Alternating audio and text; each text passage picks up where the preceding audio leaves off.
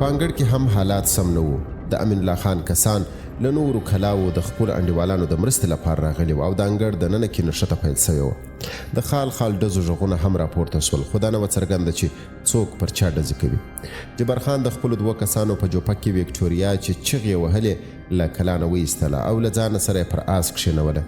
دی دومره په بیړه کې و چې سملاسي یې پښې پر آس وټکولې، هی یې کړل او 2 انډیوالانو ته یې وویل چې په انګړ کې پر 3 نورو غږ وکړي چې نښته پرېږدي او راوتښتي. وکټوریا سمه په هوښ نه وه، له سر نه یې وینې راتوی سوي وې او تر زنې پورې یې رابهېدلې وې او اوس یې پر مخ کنګل سوي وې. هرو څو شېبو کې به یې یو ځل سترګې نیمه روڼې سوې او تر خولې به یې یو غږ راوخوت، خو بیرته به یې سر پر اوږه ولګېد. د امین الله خان د کلاو د ساتونکو شمیر ډېر سوی و او د جبار خان انډیوالان یې تیښته نه پرېښودل. یو یې پکې وژلی و او 2 نورو لا دننه په انګړ کې جګړه کوله.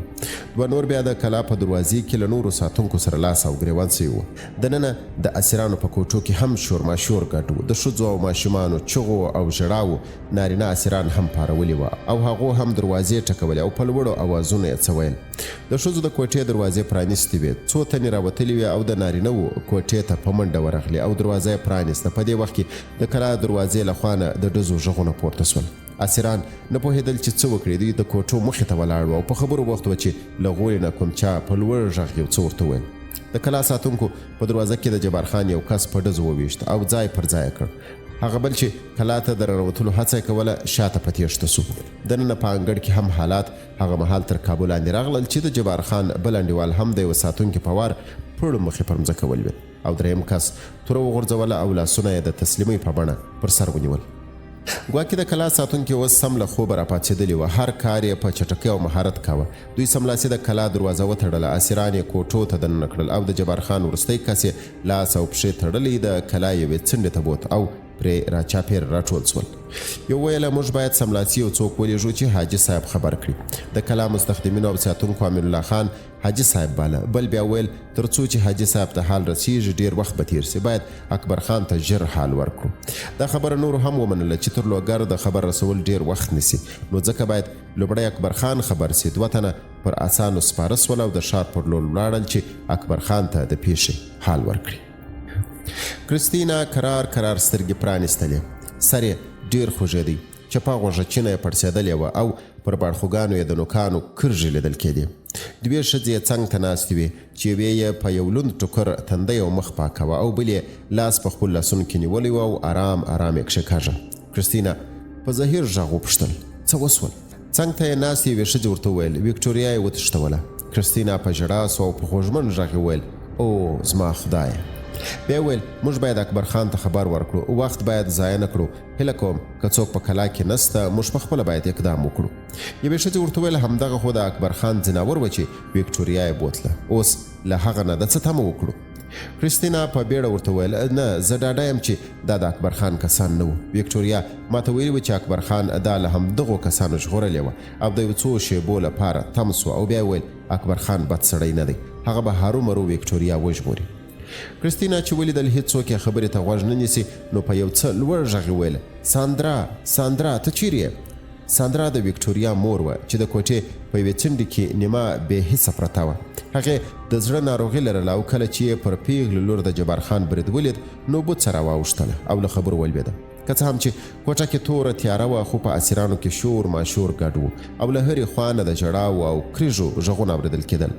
کریستینا په خوارۍ راپورته سوه او د کوټې دروازې ته ورغله او په راسته لاس یې پر خپل ټول توان دروازه ووهله او بیا یې ټول ځواک سینې ته راټول کړ او په لوړ غږ یې وویل مرسته، لطفا دروازه پرانیزئ، لطفا اکبرخان ته احوال ورکړئ چې غلو له موږ نه یوه ښځه تښتولې، هیله کوم لطفا مرسته وکړئ.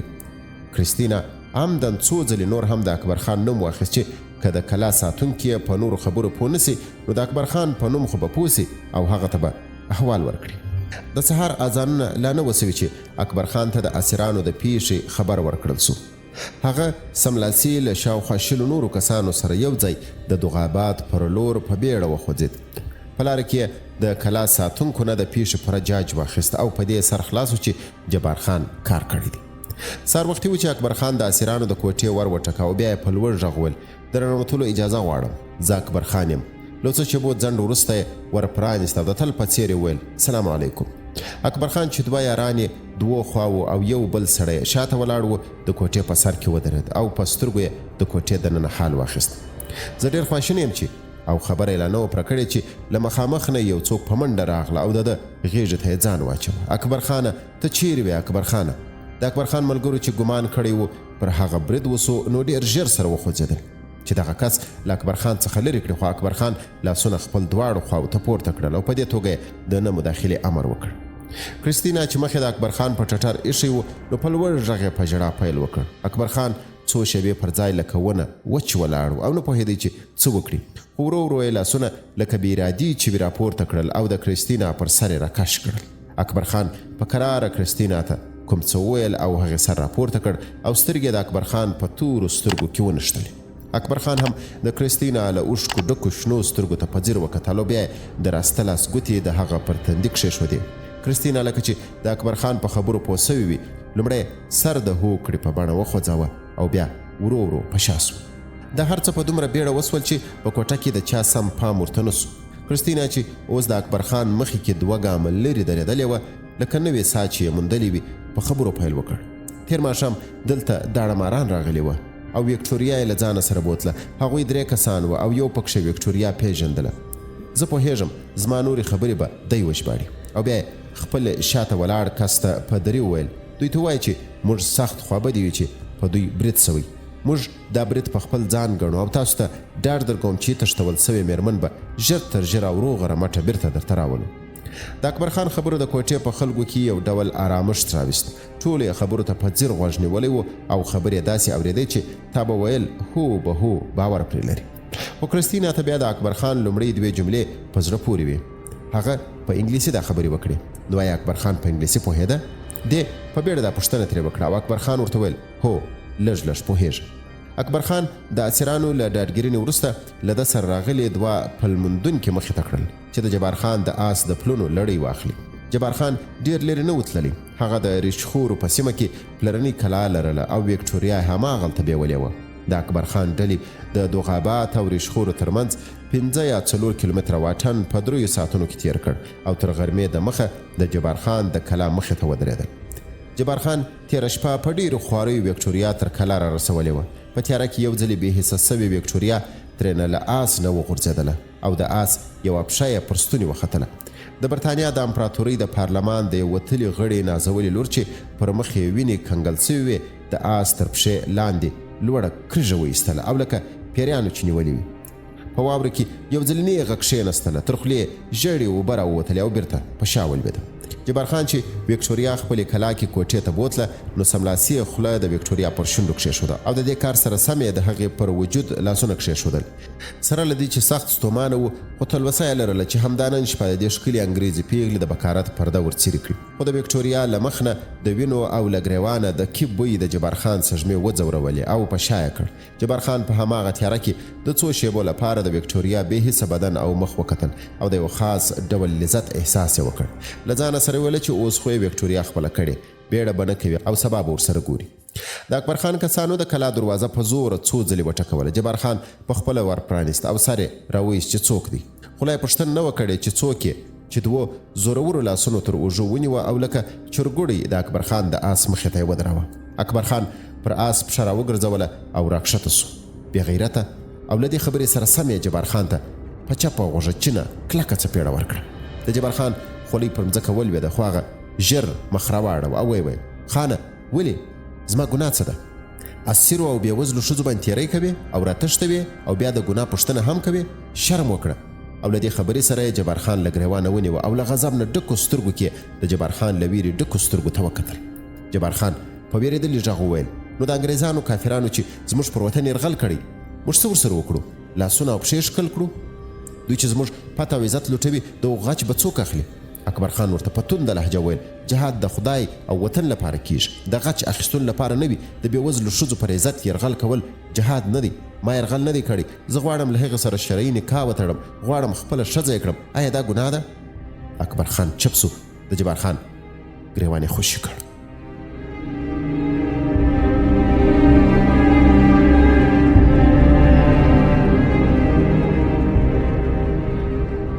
جبار خان چې پوه سو د استدلال کولو ښه اړخ یې موندلی نو یې زیاته کړه، زه پر دې نجلۍ مین یم، چمتو یم چې سر پرې ورکړم.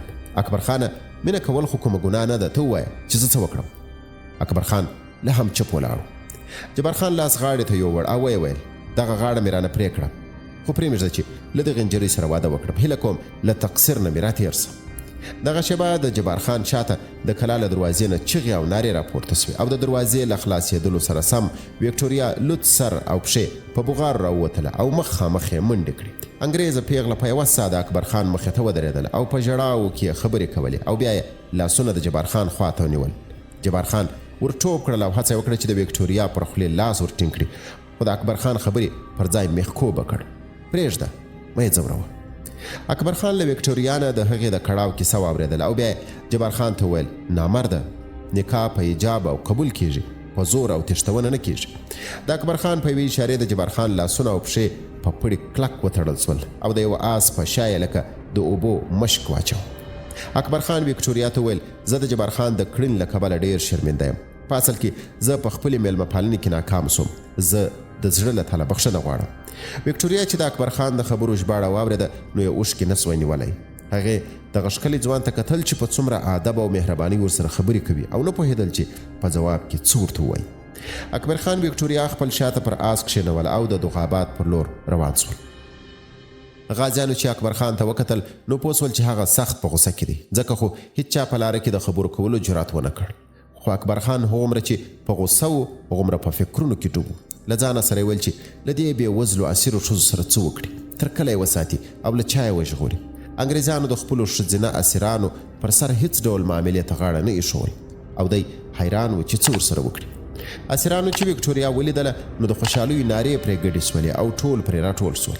کرستینا او وکټوریا لکه د اوږدې زمانې نه جلا سوي مینانې یو بلې په غېږ کې کلکې ونیولې او تر هر څه د مخه یې وژړل.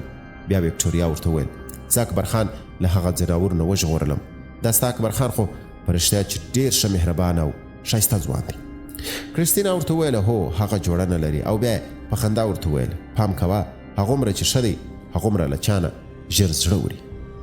تر غرمې وروسته اکبرخان د اسیرانو ځای ته بیا راغی او له ځانه سره طبیب راویستلی و چې د وکټوریا د ټپونو درملنه وکړي. دا ښه موقع هم و چې وکټوریا ځان اکبرخان ته ور وپېژني او د مور او نورو اسیرانو د سپارښتنې خلاف ورته ووایي چې په لندن کې د یو وتلي انګریز سیاستوال لور ده.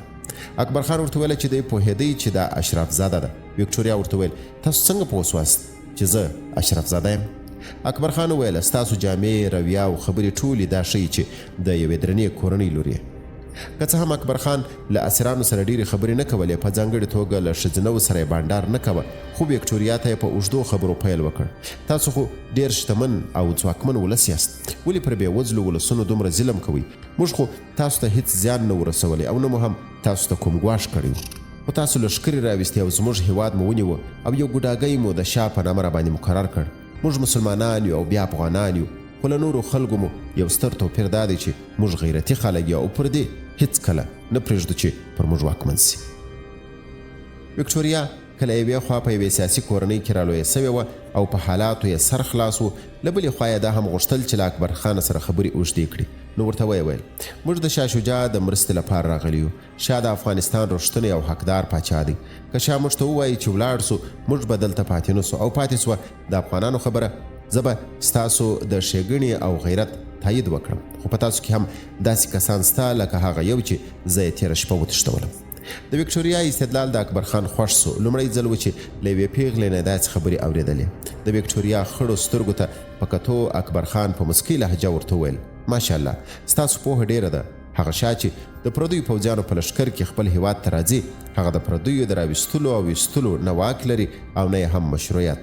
که ستاسو هیواد بهرني لښکرې ونیسي او یو ګوډاګی مو پاچا وټاکي او بیا ووایي چې د همدغه ګوډاګي په بلن راغلي، تاسو انګریزان به څه وایست؟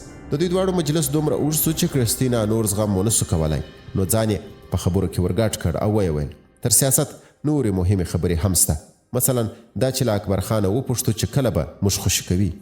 اکبرخان ورته وکتل او په ځواب کې وویل تاسو زموږ میلمنې یاست، بندیانې نه یاست. که ستاسو پوځیان وغواړي موږ به یو ساعت هم تاسو ته مینه کړو.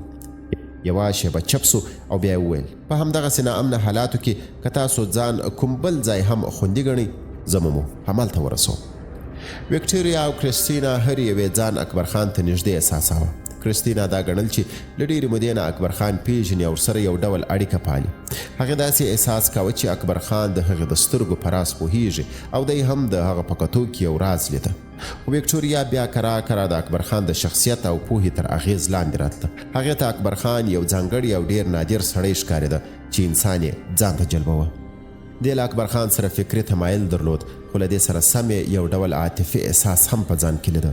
هر ځل چې به یې اکبرخان ته په سترګو کتل، زړه به یې ورېږدېد او لاسونو کښې به یې ویش مس وي. یو ورځ وروسته چې د وکټوریا روغتیا ښه سوه، نو مور یې ورته وویله چې لندن کې خپل پلار ته لیک ولیکي او له حالاتو یې خبر کړي.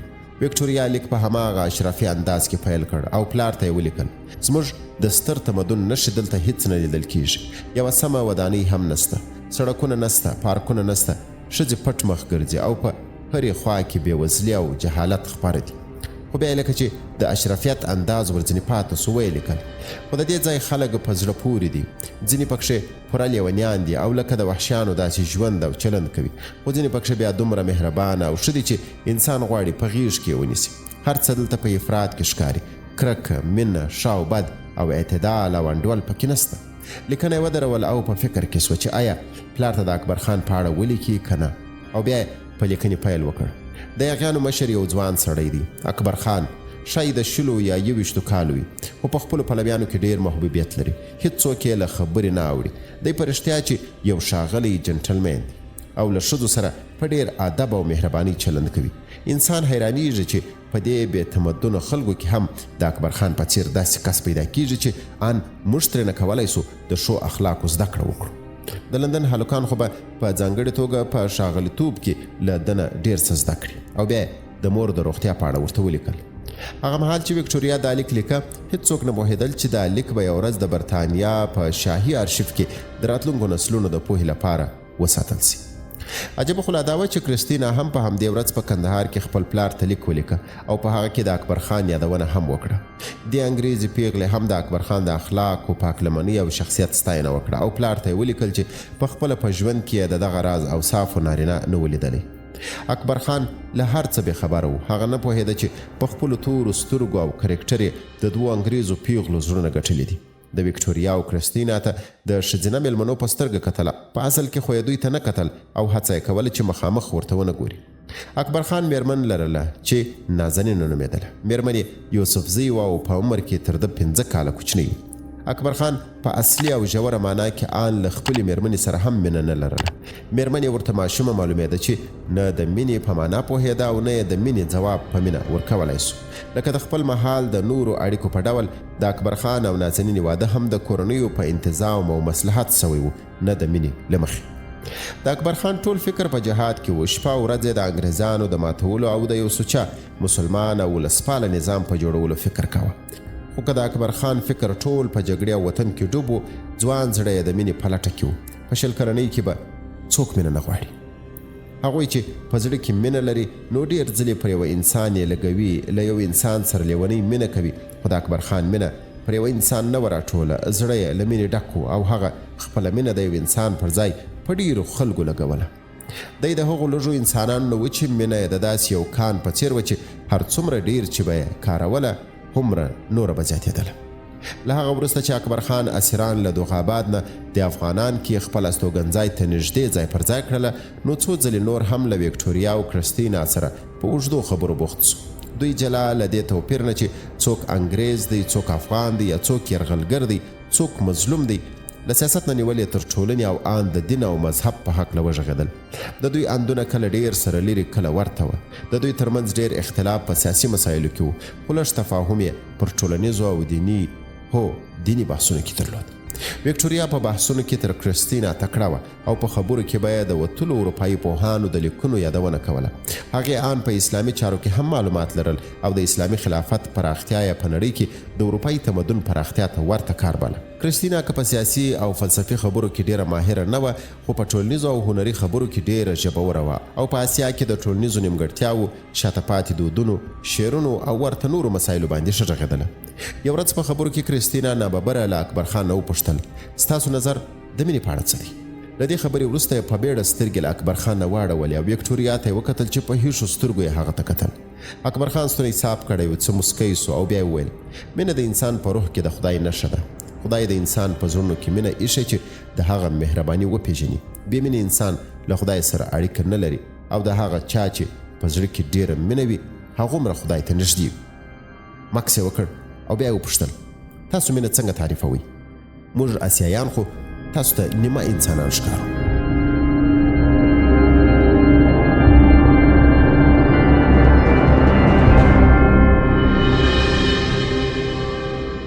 کریستینا هیښه پاتې وه چې څه ځواب ووایي. اکبرخان د مینې دومره ښکلی او پاک تعریف ورکړی و چې دا نه پوهېده څه ډول یې ځواب ورکړي.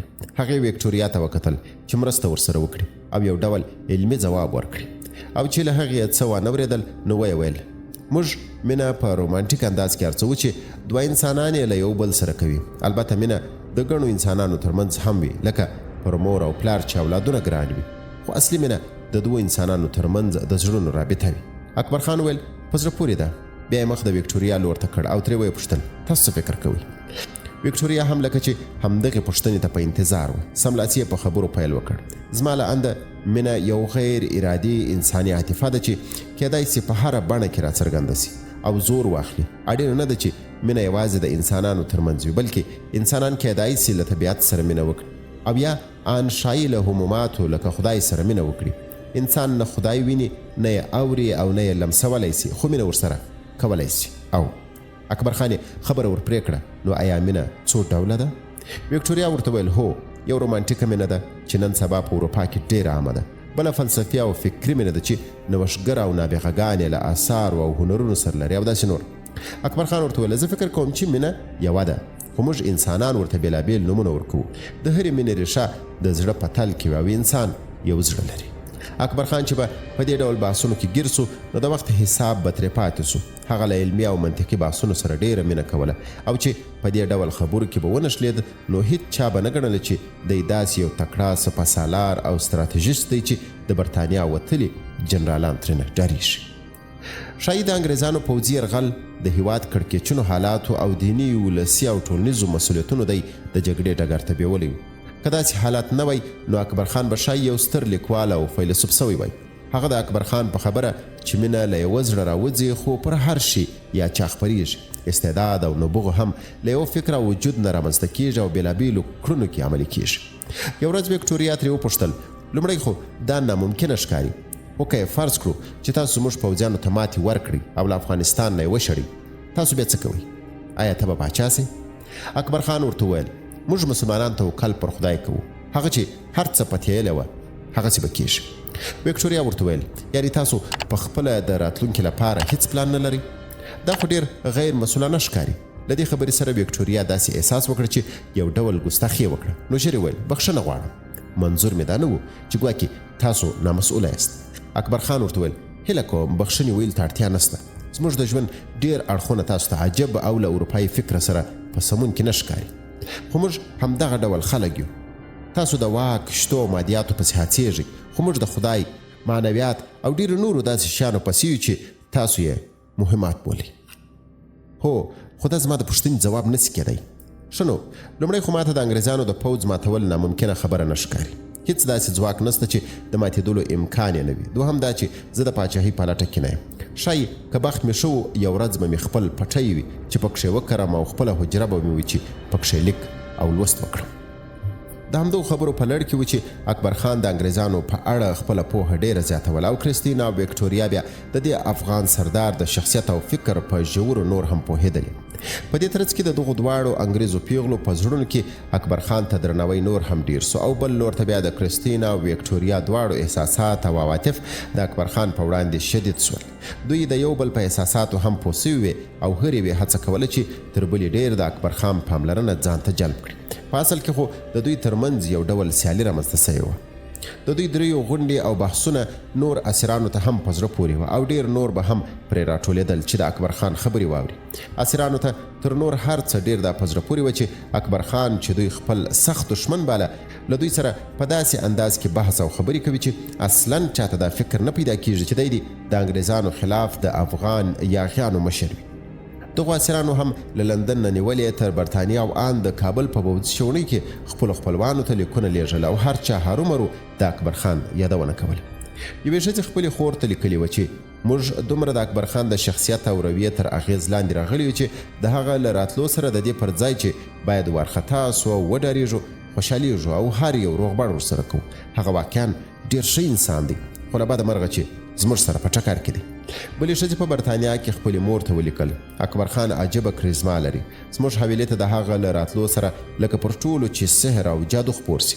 هر څوک غواړي له هغه سره هم کلام او هم سخنه سي. دی جګ قد لري، توره ژیره یې په غنم رنګې مخ ځلیږي، تکې تورې سترګې یې لکه انسان چې په غشي ولي او له دې ټولو سربیره ډېر مهربانه او خوږ ژبی دی. کاشکې دی زموږ دښمن نه وای. یو ورځ له اکبرخان سره تر خبرو وروسته کریستینا وکټوریا ته وویل ته څه کوې؟ داسې ښکارې لکه چې اکبرخان سره د مینه پیدا سوې. چې خبرې کوې سترګې دې ترې نه خیږي او له شونډو نه دې مسکان نه راټولېږي. هغې ورته وویل عجیبه ده، ما غوښتل همدغه خبره تا ته وکړم. کریستینا ورته وویل رښتیا وایې؟ هو، د هغه له راتلو سره دې د بڼې رنګ واوړي او له سترګو دې مینه اوري. وکټوریا ته خو ډېره رومانټیکه راوختې. نه ګرانې، په ما کې داسې څه نشته، خو زه دا هر څه په تا کې وینم. وکټوریا په ګوتو خپلې سترګې کښېکاږلې او بیا یې په خندا وویل سترګې انسان ښکاروي. دا څه ډول کتل دی چې هغه یې کوي؟ انسان څنګه زړه ورته ټینګ کړي؟ وګوره ما همدغه لیدل، تا خو په رښتیا چې پر اکبرخان زړه بایللی دی. وکټوریا بیا هم په خندا ورته وویل زړه نه، فکر یې رانه وړی دی. کریستینا د وکټوریا له خبرې خوشحاله نه وه، که څه هم چې د هغې او اکبرخان ترمنځ هیڅ کومه عشقي اړیکه نه وه، خو هغې اکبرخان د ځان ګاڼه او فکر یې کوه چې یوازې دا ورسره د مینې کولو حق لري.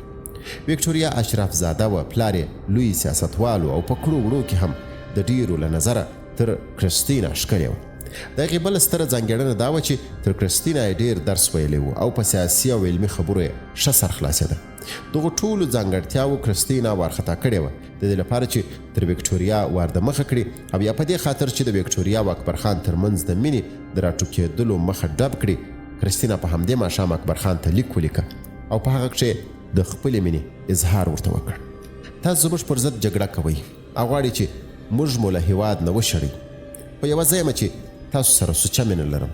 زه پوهېږم چې دا مینه له عقل سره هیڅ سمون نه لري، خو مینه په خپله کله د عقل زېږنده ده. کریستینا چې له څو مودې راهیسې یې د پښتو څو ټکي زده کړي وه، د لیک په یوې برخې کې په پښتو ولیکل ګرانه اکبرخانه، له تا سره مینه لرم. اکبرخان د دې ډول لیک هیڅ تمه نه لرل، حق پک سوی و چې دا څه لولي. یو څه د خجالت احساس وکړ. اکبرخان پوه چې دی د تاریخ په یوې ډېرې حساسې شیبې کې ډېره مهمه دنده لري. وطن، مجاهدین او ان راتلونکي نسلونه به د ته په کومو سترګو ګوري؟ د دین او وطن د جګړې په منځ کې آیا دی د دښمن له یوې پیغلې سره د مینې کولو حق لري؟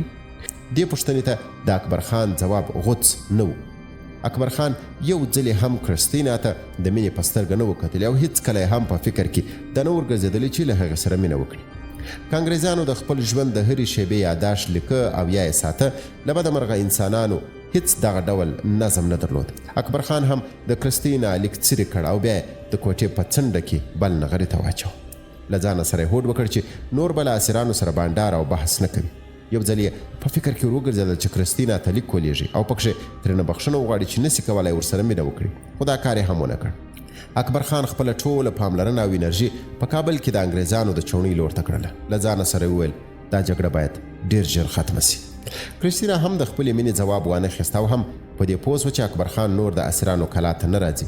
دا سخته اندېښمنه شوه، خو پوهېدله چې څه یې په وس کې نه دي. وکټوریا څو ځلې ترېنه وپوښتل چې ولې اکبرخان نه راځي، خو دې په دې هکله خبرې په یوې او بلې پلمې تېرولې. که کریستینا ناهیلې وه، وکټوریا بیا اندېښمنه وه چې ولې اکبرخان د دوی لیدنې ته نه راځي. 3 ورځې صبر وکړ او په 4مه ورځ دې هم لیک ولیکه. اکبرخانه، هیله لرم چې زموږ آزادو بحثونو تاسو نه یاست خوابدي کړي. موږ اروپایان د نیوکو او آزادو بحثونو ستر زغم لرو او د نظر اختلاف ته درناوی کوو. که زموږ خبرو کې تاسو ته کوم څه نامناسب ښکاره سوي وي او یا تاسو ځورولي یاست، زه یې له کبله بخښنه غواړم. او بیا یې د لیک په پای کې د دې لپاره چې په نامستقیمه توګه اکبرخان ته د بیا راتلو بلنه ورکړي ولیکل. البته زموږ بحثونه بشپړ سوي نه دي او زه سترګې په لاره یم چې خپلو خبرو ته ادامه ورکړو. اکبرخان د وکټوریا لیک ولوست، خو د هغه لپاره ډېر نور مهم کارونه مخې ته پراته.